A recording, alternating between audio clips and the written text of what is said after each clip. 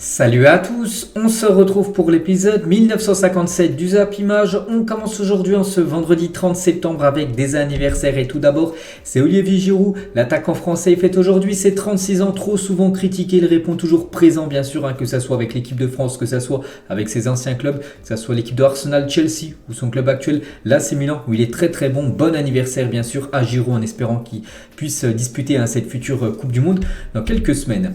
Il y a aussi le légendaire Frank Rijkaard, l'ancien joueur de la sélection néerlandaise, il fête aujourd'hui ses 60 ans, bon anniversaire à lui. Et également Hervé Renard, l'ancien coach par exemple du Maroc, double vainqueur quand même de la Coupe d'Afrique des Nations, il fête aujourd'hui ses 54 ans. On va parler de la Coupe du Monde car aujourd'hui en ce 30 septembre on a J-50 tout simplement avant le début de la Coupe du Monde 2022 au Qatar qui commencera le dimanche 20 novembre prochain. Voilà, dans 50 jours exactement, ça sera le début de cette Coupe du Monde et bien sûr j'en parle de plus en plus. Et voici quelques consignes à respecter envers les femmes pour la Coupe du Monde tout d'abord 2022. Donc il sera impossible de serrer la main d'une hôtesse dans les stades. Le voile n'est pas obligatoire sauf dans une mosquée mais conseillé. Genoux et épaules devront être couvertes. Des autres consignes à respecter. Donc les supporters ne seront pas obligés d'être vaccinés pour venir au Qatar assister à des rencontres. Aucun vaccin ne leur sera finalement demandé, mais ils devront télécharger une application afin de prouver qu'ils ne sont pas porteurs du Covid-19. Concernant l'alcool, donc l'alcool autorisé au Qatar sous certaines conditions.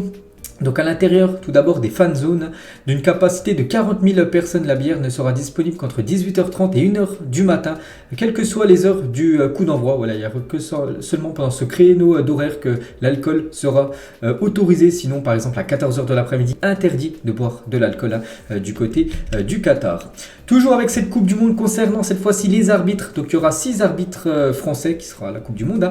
Donc Turpin sur les 6 arbitres la Coupe du Monde, c'est une vraie fierté pour l'arbitrage français et le résultat de 15 ans de travail et d'investissement. C'est un joli message pour les 22 982 arbitres en France.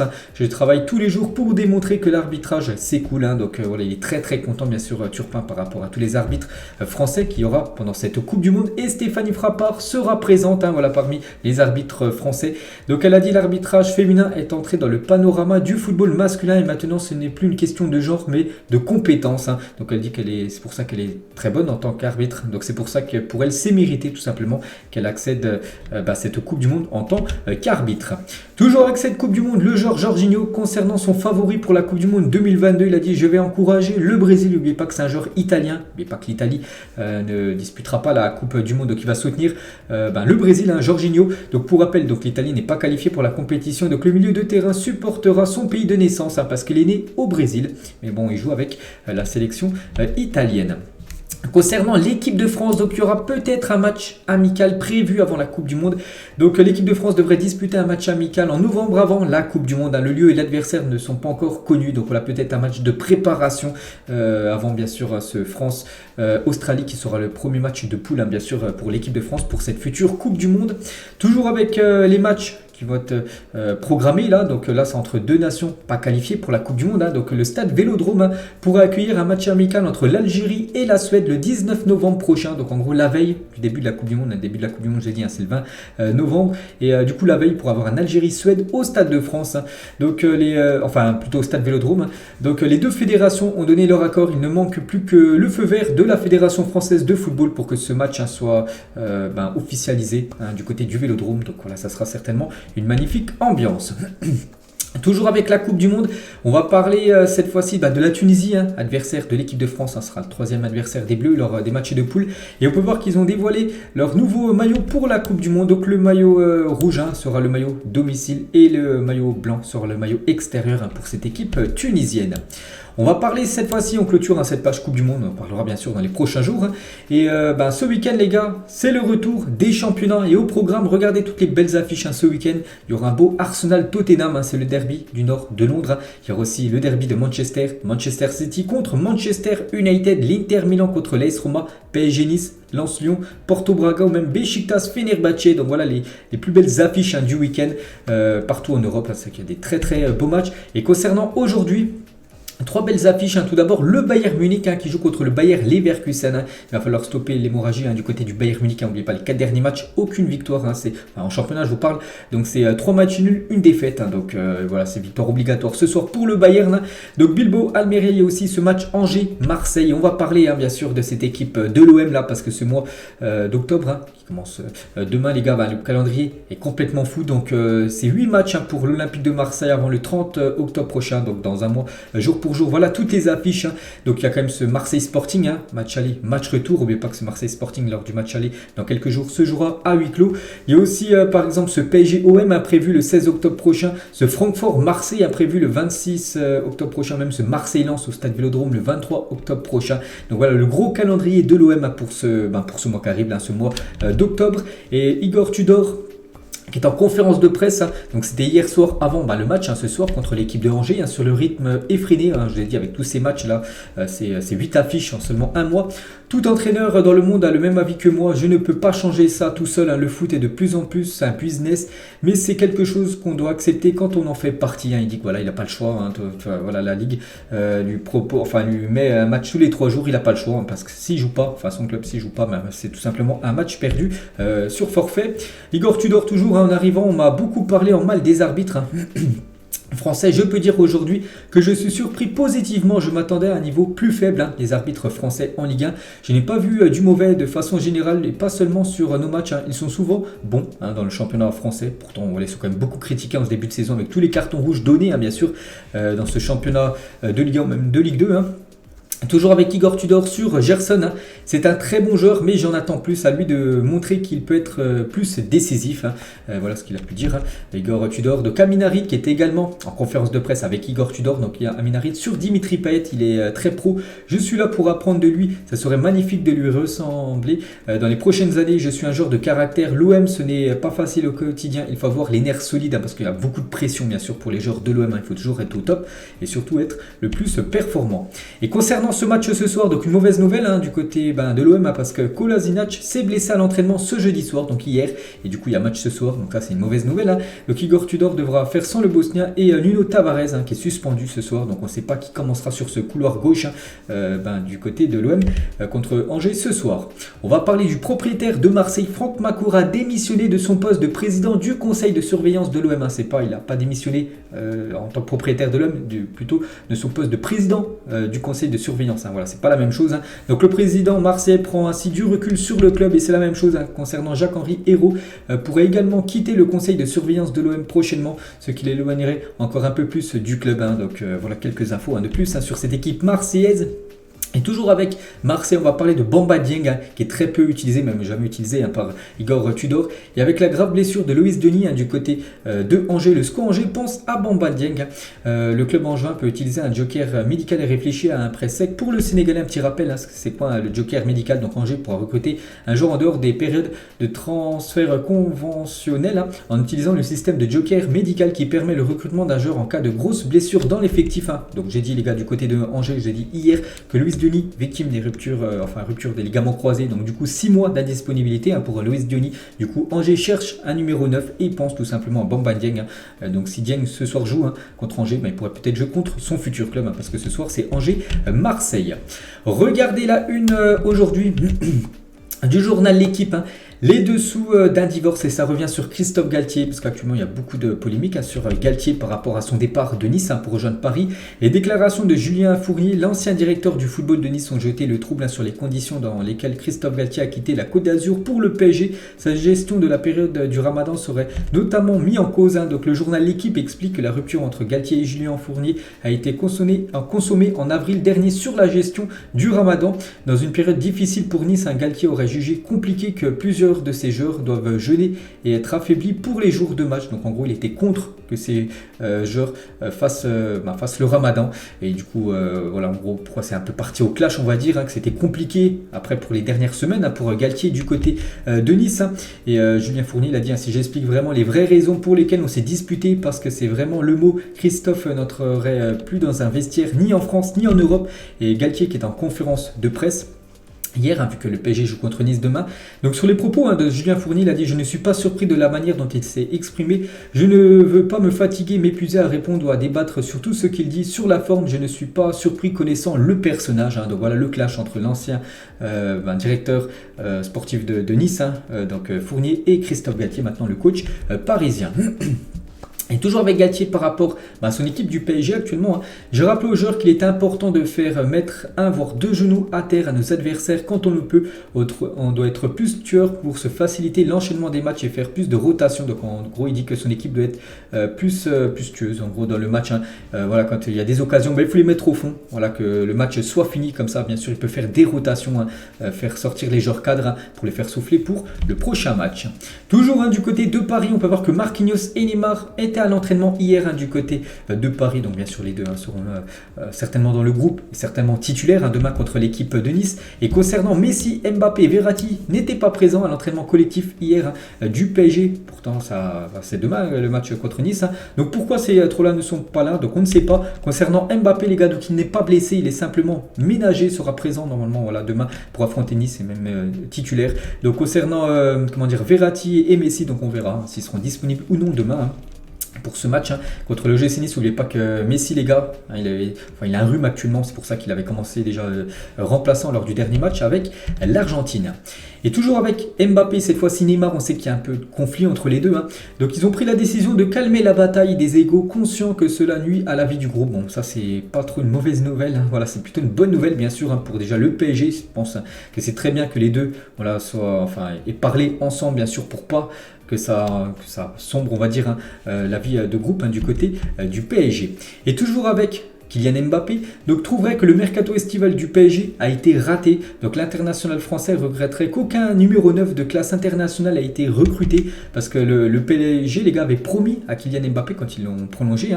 Donc en prolongeant au PSG, Mbappé avait obtenu l'assurance que l'équipe allait être améliorée avec notamment un autre attaquant de classe mondiale. Et du coup, on sait qu'en attaquant, Hugo Ekitike, il n'est pas réputé comme un joueur de classe mondiale. Voilà, Mbappé voulait un joueur de classe mondiale, enfin surtout un numéro 9. Donc peut-être Lewandowski, Haaland, le PSG lui avait promis bien sûr un grand numéro 9. Du coup, on peut voir qu'il n'y a eu aucun grand numéro 9 qui est arrivé du côté du PSG. Et donc voilà, pourtant le PSG il avait promis bien sûr à Kylian avant de prolonger son contrat. Emmanuel Petit les gars sur Mbappé, donc ça lui arrive quand même 2 secondes quand il parle de se rendre compte des conséquences de ses propos. Moi je suis à la place de Messi et compagnie, je commence à en avoir ras le bol à chaque fois qu'il prend la parole lui. Donc voilà la déclaration d'Emmanuel Petit par rapport à Mbappé. Voilà quand il parle, je ne sais pas trop le contexte de cette déclaration, mais bon voilà ce que dit Petit sur Kylian. Toujours avec le PSG, même si les relations sont compliquées entre les deux hommes depuis le début de la saison. Neymar, bon ça je l'ai déjà dit, je ne sais pas pourquoi j'ai mis cette photo là. Et on va parler du trio du Paris Saint-Germain bien sûr, avec les stats, avant bien sûr la reprise de la Ligue 1. Donc Messi, n'oubliez pas les gars, c'est 10 buts, 8 passes D. Neymar c'est 12 buts, 10 passes D. Et Mbappé c'est 11 buts et toujours aucune passe décisive délivrée par Kylian Mbappé. N'oubliez pas que la saison dernière il a terminé meilleur passeur et aussi meilleur buteur du championnat de Ligue 1. Léo Messi les gars, il est en pleine forme. Voilà, parce que Léo Messi sur ses 3 derniers matchs en sélection avec l'Argentine, c'est 9 buts inscrits, donc 4 lors des 2 derniers matchs et 5 contre l'équipe de l'Estonie, bien sûr, où il avait marqué un quintuplé, le joueur Léo Messi. Et actuellement on entend la rumeur Léo Messi peut-être du côté du Barça la prochaine saison. Et entre Lionel Messi et le FC Barcelone, il n'y a rien. Donc si ce n'est que le Barça donne encore beaucoup d'argent à Messi, d'après un journaliste espagnol. Et Léo Messi, les gars, il aurait déjà reçu une offre de prolongation de contrat du PSG pour 1 an de plus une année en option. Cette proposition est semblable au contrat actuel avec un salaire annuel de 30 millions d'euros par an. Donc voilà, il a une offre de prolongation. Léo Messi pour l'instant, il ne prendra aucune décision. Il prendra certainement sa décision après la Coupe du Monde. Et Scaloni, les gars, le coach de cette équipe de l'Argentine, sur Léo Messi, combien aimerait revoir Federer jouer au tennis. C'était merveilleux ses adieux. La même chose arrivera avec Messi quand il prendra sa retraite, et bien plus encore parce que le football génère quelque chose de beaucoup plus fort. Nous devons profiter de lui, bien sûr, avant qu'il prenne sa retraite, parce que voilà, Léo Messi commence bien sûr à être vieux, on va dire, dans le monde du football. Et toujours avec Léo Messi, donc il est pointé du doigt dans l'équipe pour son bilan carbone. Donc son propre jet privé a rejeté en 3 mois autant de CO2 qu'un Français Français en 150 ans. Donc son avion utilisé aussi par ses amis, a réalisé 52 trajets partout dans le monde entre le 1er juin et le 31 août dernier. Donc voilà, il utilise son jet privé, et aussi ses amis utilisent le jet privé de Léo Messi. Et du coup, voilà, vous savez qu'avec le CO2, le réchauffement climatique, c'est pas trop bon. Du coup, voilà, il est pointé du doigt tout simplement, Léo Messi. On va parler cette fois-ci de Neymar, et dans une vidéo sur TikTok, Neymar apporte son soutien au candidat Jair Bolsonaro pour les élections au Brésil. Et ça fait beaucoup parler. Voilà, on peut voir tous les sites qui relayent bien sûr cette info, parce qu'il est beaucoup critiqué. Voilà, ce président du côté du Brésil, qui est le président actuel. Donc les élections, c'est dimanche, pour élire tout simplement le nouveau président de la République brésilienne. On prend la direction cette fois-ci de l'Espagne, et on va parler du journal Mundo Deportivo, qui est un journal spécialisé sur l'équipe du Barça. Et on peut voir c'est Dembélé qui fait la une, rénovation Dembélé. N'oubliez pas qu'il a prolongé là il y a quelques semaines son contrat jusqu'en 2024. Et le Barça veut déjà boucler la prolongation de contrat d'Ousmane Dembélé sous contrat jusqu'en 2024. Donc en gros, le Barça aimerait de nouveau prolonger Ousmane Dembélé. Barcelone veut renouveler le contrat du Français qui se termine en juin 2024. Laporta lui-même veut résoudre ce problème au plus vite, et que ça soit pas le même souci que ça a été, bien sûr, parce qu'oubliez pas qu'il avait prolongé avec le Barça après la fin de son contrat qui était au 30 juin. Il avait prolongé, je crois que c'était début juillet. Donc là vraiment le Barça aimerait de nouveau prolonger Dembélé, mais que ça soit fait très rapidement et pas dans les derniers mois bien sûr de son contrat. Donc voilà, le Barça bien sûr compte encore énormément sur Ousmane. Toujours avec le Barça, donc c'est ce club, on sait qu'ils ont levé pas mal de leviers économiques, et le Barça donne encore beaucoup d'argent à pas mal d'équipes. Déjà on a parlé tout à l'heure avec Léo Messi, ils doivent de l'argent à Léo Messi. Ils doivent aussi de l'argent à Manchester City, ils doivent encore 52 millions d'euros à Manchester City pour Ferran Torres, qui avait été recruté en janvier dernier. Ils doivent également 42 millions d'euros à l'Ajax Amsterdam, donc 32 pour le transfert de Frenkie de Jong et 10 millions d'euros pour le transfert de Sergiño Dest. Ils doivent aussi à cette équipe du FC Barcelone 36 millions d'euros à la Juventus pour Miralem Pjanic. Le club catalan est par ailleurs redevable à Liverpool de 14 millions d'euros aussi pour Philippe Coutinho, donc 36 plus 14 plus 42 plus 52 plus l'argent aussi qui doivent à Léo Messi. Ça doit dépasser quasiment les 150 peut-être millions d'euros. Donc voilà, c'est que le Barça, les gars, ils ont levé beaucoup de leviers économiques, et donc actuellement ils disent que tout va bien, parce qu'il y a eu un communiqué officiel du club, ils avaient dit que les finances étaient au top, mais c'est vrai qu'ils doivent encore beaucoup d'argent. Donc voilà, la situation actuellement du club Blaugrana. Et toujours avec le FC Barcelone, donc j'avais dit que le futur maillot extérieur du Barça pour la saison prochaine, bon, il n'a pas été encore officiellement dévoilé, mais bon, il a déjà fuité, ce maillot qui sera de couleur blanc, le maillot extérieur. Et du coup, on peut voir le short et les chaussettes, donc short bleu et les chaussettes rouge et bleu, un peu comme Johan Cruyff quand il le portait à l'époque en 1970. On va parler toujours en Espagne. On sait que c'est Federico Valverde qui est élu joueur du mois de septembre en Liga, et on peut voir que sur le jeu FIFA, il y a sa carte FUT en gros à débloquer avec une magnifique note générale de 86. La carte aussi de Marcus Rashford est à débloquer sur le prochain FIFA 23, enfin le jeu qui sort aujourd'hui. Donc là, c'est pas les notes officielles. On peut voir que c'est Rashford qui a été élu joueur du mois en Première Ligue. Et concernant le joueur du mois du côté de Manchester United, c'est même pas Marcus Rashford, c'est Christian Eriksen qui a reçu ce trophée. Toujours avec les joueurs du mois, on peut voir que c'est le défenseur coréen Kim Min-jae, donc le défenseur coréen de l'équipe de Naples, qui a été élu joueur du mois de septembre du côté du championnat italien. Félicitations à lui, on peut voir sa carte à débloquer, bon, pas encore avec les notes officielles. Et du côté du championnat néerlandais, donc c'est Cody Gakpo, les gars, qui est élu meilleur joueur du mois de Eredivisie, donc il succède à Xavi Simons, qui avait remporté ce prix lors du mois d'août. Direction l'Angleterre, direction une équipe favorite pour remporter la Première Ligue ou même la Ligue des Champions, l'équipe de Manchester City, car hier c'était tout simplement la photo officielle, vu qu'il faisait plutôt beau hier du côté de Manchester City. Du coup, voilà, photo officielle pour que ça rentre bien. Donc voilà, quelques photos bien sûr des joueurs de City alors de cette photo officielle du club hier, voilà pour cette nouvelle saison. Et on va parler d'un joueur, c'est Ruben Dias. Et Manchester City a annoncé la signature de Ruben Dias il y a 2 ans, jour pour jour, ses statistiques en Première Ligue depuis son arrivée. Donc il avait signé 2 ans, mais il avait rejoint le club lors d'une fenêtre de mercato bien sûr. Donc en tout c'est 68 matchs, 51 victoires, 45 buts encaissés quand il a joué, 30 draps propres, ce qui veut dire 30 clean sheet, un pot TS, donc ce qui veut dire une fois meilleur joueur quand même du championnat de Première Ligue, c'est incroyable. Et 2 titres d'EPL, voilà pour le numéro 3 du côté de City, le défenseur portugais Ruben Dias. Ça fait il y a 2 ans jour pour jour qu'il a signé du côté des Citizens. Toujours avec Manchester City hier, bien sûr il y avait entraînement, quelques photos de l'entraînement hier. Jack Grealish pour préparer ce match contre Manchester United ce week-end, ou même Riyad Mahrez, bien sûr l'Algérien, ou bien sûr les deux grands talents, Kevin De Bruyne ou même Erling Haaland. Et le PSG était dans la shortlist de Haaland pour l'été dernier, mais pas en second choix, explique son père. Donc on peut voir qu'il aurait pu signer du côté du PSG s'il n'aurait pas pu, si tous les autres clubs auraient échoué. Parce que voilà, son père, il a dit à Manchester City était la meilleure option pour nous. Du coup, il a signé à City. Le Bayern était la deuxième meilleure option pour Haaland. Le Real Madrid, la troisième meilleure option. Et le PSG, la quatrième meilleure option. Donc si ça aurait foiré avec City, le Bayern, le Real, Haaland serait actuellement un joueur du Paris Saint-Germain. Bon voilà, la première option qui a été City, bien sûr, ils ont dit oui direct, parce que bien sûr on sait le talent énorme de l'attaquant norvégien. Toujours avec Manchester City, donc le club ne retiendra pas Bernardo Silva en cas d'offre de 90 millions d'euros l'été prochain. Le club veut attendre de voir s'il tentera à nouveau de partir, car cela fait 2 mercatos de suite que le Portugais demande un transfert vers l'Espagne. Il avait déjà demandé à quitter Manchester en janvier dernier, en août dernier, juillet-août. Et donc là vraiment s'il redemande encore à quitter le club pour aller en Espagne, certainement du côté du Barça. Voilà, enfin ils auraient fixé son prix à 90 millions d'euros. Bien sûr, c'est un club est intéressé.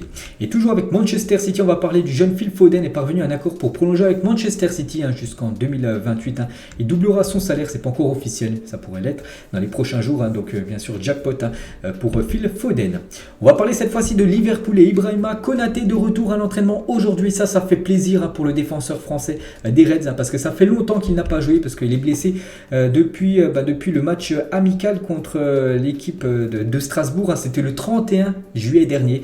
Donc tous les matchs, il n'a toujours pas joué cette saison, les gars. Aucune minute officielle, et il était de retour à l'entraînement du côté de Liverpool aujourd'hui. Donc bien sûr, ça c'est une très bonne nouvelle pour déjà l'équipe de France, parce qu'il peut être sélectionné par Deschamps, et aussi pour l'équipe des Reds pour tous les matchs qui à suivre là lors du mois d'octobre. Mohamed Salah de retour également avec Liverpool aujourd'hui à l'entraînement. Et Klopp, les gars, quand il a vu Tsimikas, le défenseur grec. Quand j'ai vu la coupe de Tsimikas, j'ai cru au début que Darwin Nunez avait rétréci, parce qu'en gros il a fait la même coupe de cheveux tout simplement que Darwin Nunez, l'attaquant uruguayen. Toujours avec Liverpool, on peut voir que c'est officiel, la marque de boisson Coca-Cola devient partenaire officiel de Liverpool. On peut voir le partenariat qui a été dévoilé hier en soirée. La même chose pour l'équipe de Tottenham, les gars. Tottenham, la même chose, voilà, le même jour. En même temps, ils ont annoncé Tottenham et Liverpool, un nouveau partenariat avec la marque de soda Coca-Cola. On va parler d'un joueur de Arsenal, c'est Emile Smith-Rowe, a été opéré du tendon de l'aine il y a quelques jours, donc tout s'est bien passé. Donc l'international anglais ne reviendra pas sur les terrains avant décembre, donc bon rétablissement bien sûr au crack anglais. On va parler du gardien de Manchester United, c'est David De Gea. La Juventus sera intéressée par David De Gea, le portier espagnol sera libre de tout contrat l'été prochain, donc peut-être Manchester pourrait commencer à s'activer, bien sûr s'ils veulent prolonger David De Gea qui est quand même très bon, Enfin, bon, de temps en temps il fait des matchs où il passe complètement à côté des matchs, mais souvent comme il sauve la mise du côté de Manchester. Du coup la Juve est intéressée bien sûr par le portier espagnol. On va parler du propriétaire de Chelsea, c'est Todd Boehly, donc aurait tenté d'acheter l'équipe de Sochaux, une équipe qui est actuellement en Ligue 2, en plus je crois qu'ils sont très bien classés, les Sochaliens. Donc ces derniers mois, le problème c'est que les dirigeants de Sochaux auraient refusé de vendre le club, et du coup il a calé l'affaire, sinon Sochaux aurait pu être racheté, peut-être il aurait pu investir beaucoup d'argent dans cette équipe sochalienne. On va parler de la première ligue qui relance l'idée d'un 11 All-Star qui affronterait les meilleurs joueurs de Liga, Bundesliga et Serie A, donc en gros les meilleurs joueurs de première ligue. Il ferait une équipe et il jouerait contre les meilleurs joueurs de Liga, Bundesliga et Serie A. Ça se fait souvent au basket aux États-Unis, donc ça pourrait peut-être se faire en Europe avec bien sûr ces grosses ligues. Donc là, le championnat français, ne serait pas inclus. Voilà, parce que souvent en Angleterre, tout ça en première ligue, on sous-estime bien sûr ce championnat de Ligue 1.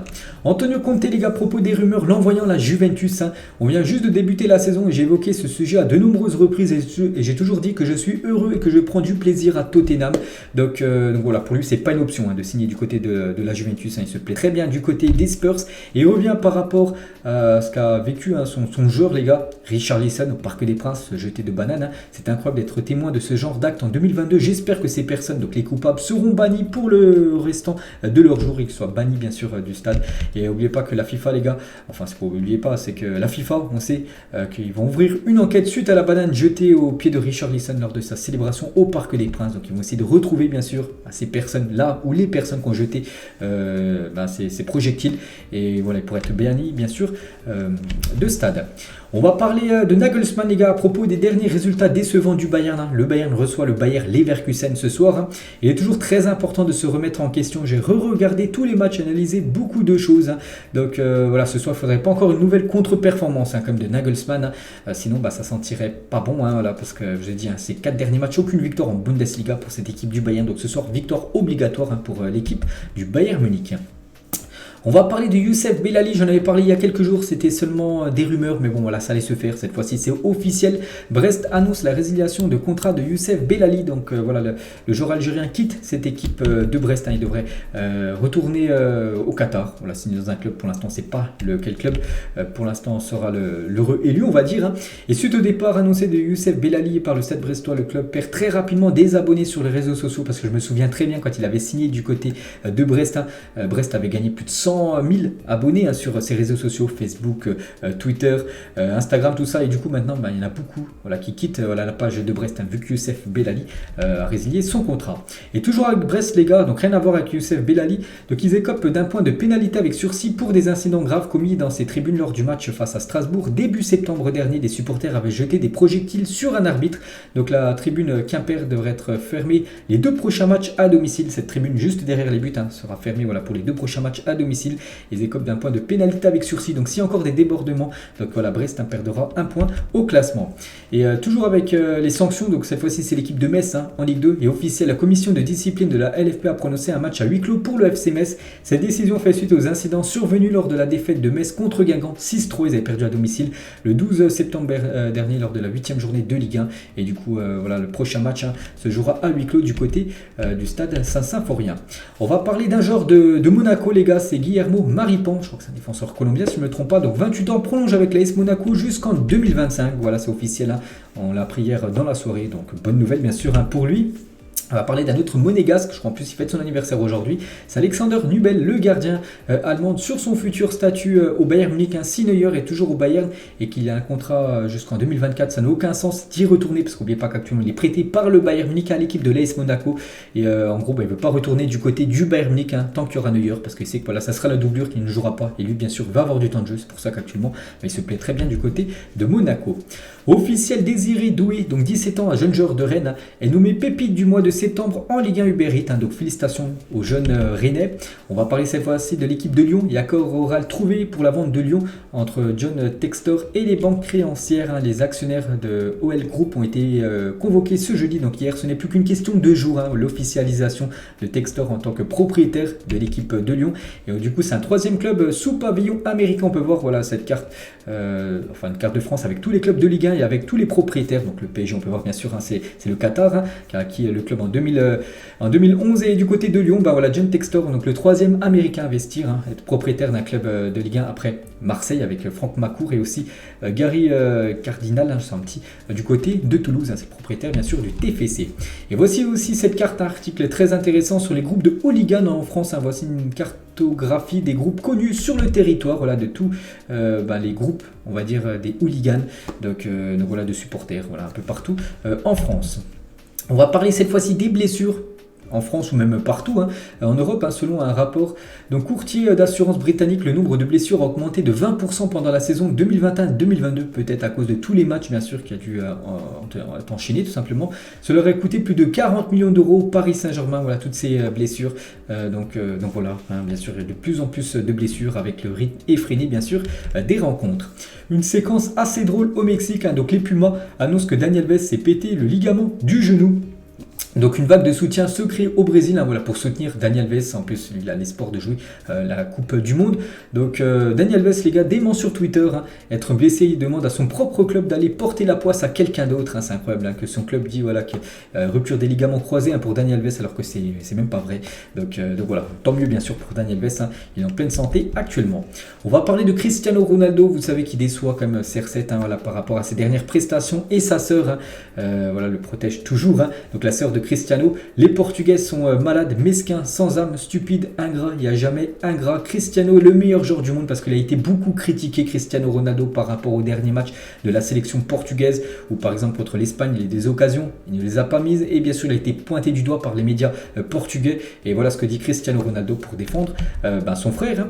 Et Maria Dolores, donc la maman de CR7, sur un éventuel retour de Ronaldo au Sporting Lisbonne, hein. Si Cristiano Ronaldo n'y va pas, son fils le fera, c'est promis. Voilà, parce qu'elle elle rêve bien sûr que son fils Cristiano Ronaldo retourne du côté du Sporting, le club où il a été formé. Et du coup on sait que voilà, il a quasiment boycotté, hein, cette équipe du Sporting lors du dernier mercato. Et du coup si c'est pas CR7, ça sera son fils, hein, d'après bien sûr Maria Dolores, hein, la maman de CR7.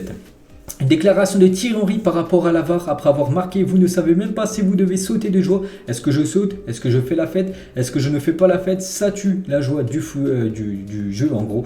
Parce que des fois voilà, il y a des buts et du coup une célébration de fou et du coup le but est refusé. Des fois c'est l'inverse, hein. Donc c'est vrai que la VAR, bon, moi je trouve quand même que c'est meilleur pour le foot, hein, parce que ça rend le foot beaucoup plus juste, hein, bien sûr, qu'avant.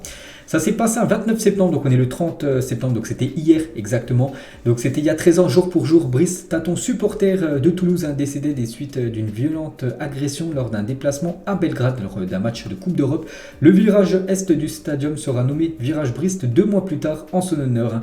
Donc bien sûr, on n'oublie pas. Officiel, voici la liste des Bleus pour affronter l'Allemagne le 7 octobre et la Suède le 11 octobre, pour la liste de l'équipe de France féminine, hein. Donc voilà toutes les joueuses, on va dire, convoquées, hein, par Corinne Diacre, hein, pour ces deux prochains matchs, hein, qui seront diffusés sur la chaîne W9. Et on finit aujourd'hui les gars, et on finit tout d'abord avec Pedri qui est déjà sur FIFA 23, donc je pense que maintenant tout le monde est sur FIFA 23 parce que le jeu sort officiellement aujourd'hui, voilà, c'est le 30 septembre, on y est. Donc on apprend même qu'il est apparu 175 millions de fois sur FIFA 22 l'année dernière, hein. Sur FUT, sur le Barça en ligne, tout ça, donc voilà, plus de 175 millions de fois. Il y a eu Pedri en ligne, enfin en image on va dire, hein, sur le dernier FIFA.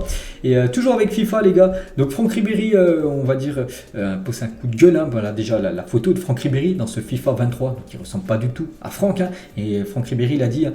Donc voilà, mes enfants qui ont joué bien sûr avec Franck, hein, donc ils ont dit c'est qui ce type, hein. Voilà, c'est vrai que c'est qui, voilà, ils protestent par rapport à son visage, hein, qui n'est pas du tout bien réalisé, hein, dans ce prochain opus, hein. Et pour finir les gars avec ce FIFA, donc ce FIFA 23, on peut voir l'énorme régression comme de la carte de Mauro Icardi. N'oubliez pas qu'en FIFA 18 il avait 84, son prime, hein. FIFA 19 où il avait 87 de notes, donc après ça a descendu à 85, la saison dernière 83 et maintenant c'est une note de 77, hein, pour Mauro Icardi, l'attaquant de l'équipe turque du Galatasaray. Donc voilà les gars, tout ce qu'il y avait à dire aujourd'hui, j'espère que ça vous a plu, on se retrouve demain pour le prochain numéro. Ciao à tous.